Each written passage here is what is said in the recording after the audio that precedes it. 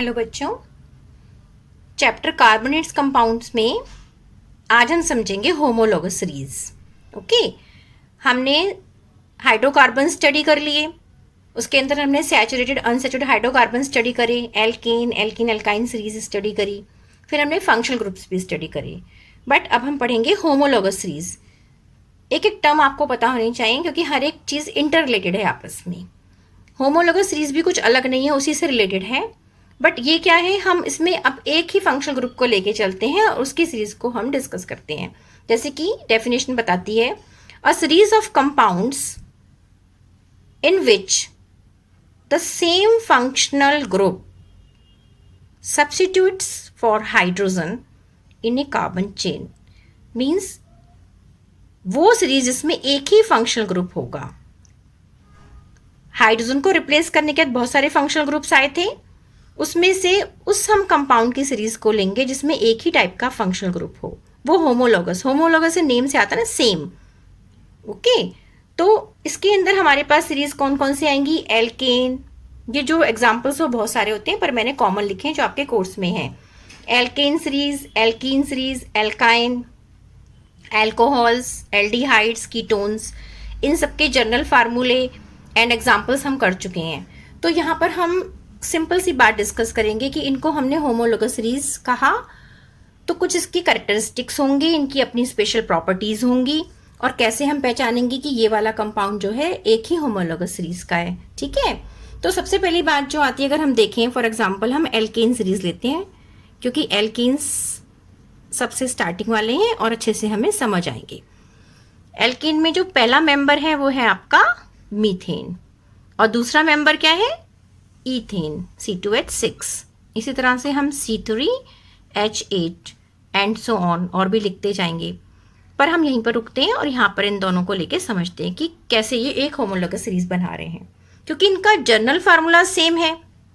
Homologous series means having same functional group. Means alkane series है having general formula CnH2n+2 and here you look CH4 के बाद जो अगला member है वो C2H6 है। तो इन दोनों में अगर हम कार्बन और हाइड्रोजन एटम का डिफरेंस देखें तो वो हमें मिलेगा CH2 का। अगर CH4 में हम एक CH2 जोड़ दें तो C और C मिलके C2 हो गया और H4 और 2 मिलके H6 हो गया। इसका मतलब जो भी होमोलोगस सीरीज होगी उसमें कैरेक्टरिस्टिक होगा, CH2 का डिफरेंस मिलेगा नेक्स्ट वाले उसके सक्सेसिव मेंबर के अंदर। फॉर एग्जाम्पल हम C2H6 एंड C3H8 में देखते हैं तो हमें यहाँ पर क्या मिल रहा है? अगेन अगर इसको इससे माइनस करें तो एक C बचा और H8 में से 6 किया तो H2 बचे, अगेन CH2। तो ये हम फाइंड कर सकते हैं, नेक्स्ट मेंबर बड़े आराम से निकाल सकते हैं। अगर C3H8 दिया है और पूछा है इस होमोलोगस सीरीज का नेक्स्ट मेंबर फाइंड करिए, तो you have to only add CH2 in this. आपने क्या करा? C3H8 तो दे रखा था, C4 कर दिया, एक कार्बन जोड़ दिया, 2 हाइड्रोजन जोड़ दिए तो C4H10 आपको नेक्स्ट मेंबर मिल गया।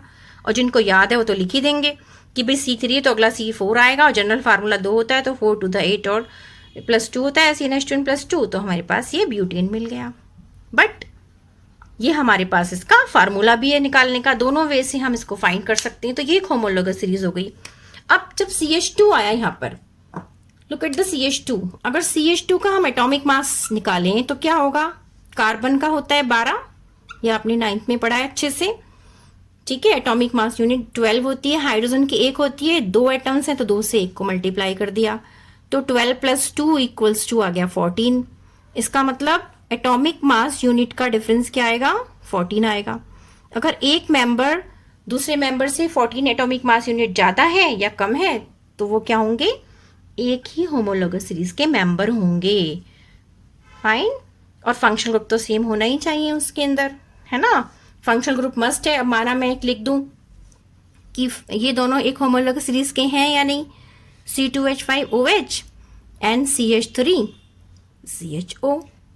अब आप यहाँ पर कहेंगे 2 तो इसके पास भी कार्बन है, अगर इसको हम जोड़ दें, मैडम ने तो बताया था कि सेम CH2, लेकिन अब यहाँ पर क्या है कि H4 और O हो गया, ये C2H5 मतलब ये C2H6O है।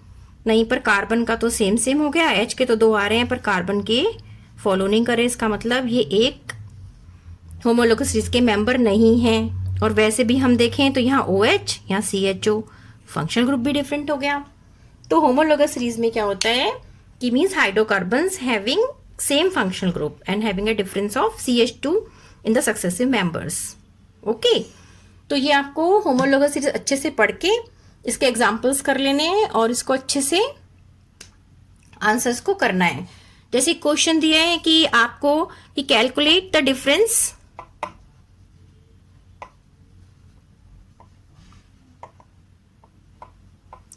निकालना है in the formula and molecular mass, और मॉलिक्यूलर मासेस में किस किस के नंबर 1, ये आपके एनसीईआरटी का क्वेश्चन है, एंड C2H5OH। तो यहां पर आप बता सकते हैं एक ही होमोलोगस सीरीज के हैं तो कितना डिफरेंस आ जाएगा CH2 का, और मॉलिक्यूलर मासेस में कितना होगा 14 एटॉमिक मास यूनिट। तो जब आप सही से स्टडी करते हैं तो आपको क्वेश्चन अटेम्प्ट करना आसान हो जाता है। इसी तरह से और क्वेश्चंस भी आप अटेम्प्ट कर सकते हैं और वर्कशीट के भी आप ऐसे ही करेंगे। ओके बेटा, क्लियर हुआ है? थैंक यू बेटा।